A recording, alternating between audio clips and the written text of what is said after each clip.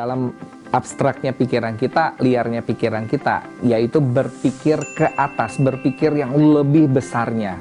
Maksudnya begini, jadi kalau kita bicara produk Unilever kan produk yang dipakai oleh manusia secara umum, secara sehari-hari. Kalau dilihat-lihat emang produk Unilever ini bapaknya siapa sih? Apa ya bapaknya ya? Saya akan bilang kebutuhan sehari-harinya manusia. Kalau kita belajar berpikir lateral, selain kebutuhan sehari-hari manusia, manusia juga punya kebutuhan apa sih yang bukan sehari-hari? Mungkin kebutuhan yang tidak sehari-hari atau apa lagi? Mingguan, kebutuhan jalan-jalan.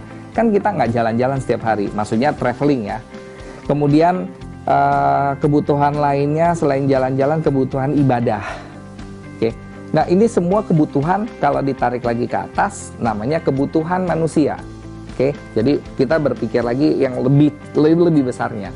Jadi kalau di atasnya namanya kebutuhan umum manusia, berarti kalau kita belajar lateral ya, ada kebutuhan manusia berarti ada kebutuhan tanaman. Sebelah sini lagi ada kebutuhan hewan. Sebelah sini lagi ada kebutuhan, saya nggak tahu lagi tuh ya, karena saya kenalnya cuma 3. Nah, kebutuhan 3 ini binatang besarnya tuh apa? Big picture-nya apa? Ya, mungkin saya akan mengambil satu kesimpulan yang paling atasnya adalah kebutuhan apapun yang diciptakan oleh Sang Pencipta. Jadi balik lagi akhirnya nanti memang ketemu ujungnya, yaitu adalah spiritual.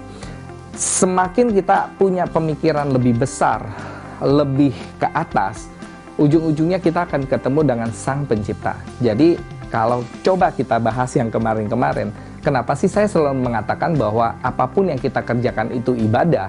Ya karena memang ujung-ujung kecil ini kalau ditarik ke atas, itu namanya ibadah. Apapun yang kita kerjakan, apapun yang kita lagi karyakan, apapun yang sedang kita pikirkan, itu sebenarnya adalah bagian kecil yang nantinya kalau dikumpulin dengan punya makna dan karya, itu adalah ibadah yang luar biasa. Jadi sekali lagi teman-teman, untuk bisa berpikir lebih besar, kita cari bagian besarnya. Untuk kita bisa berpikir lebih luas, kita harus cari ke atas sampai bahkan Anda nggak ketemu bentuknya. Jadi bahkan jadiin abstrak lagi.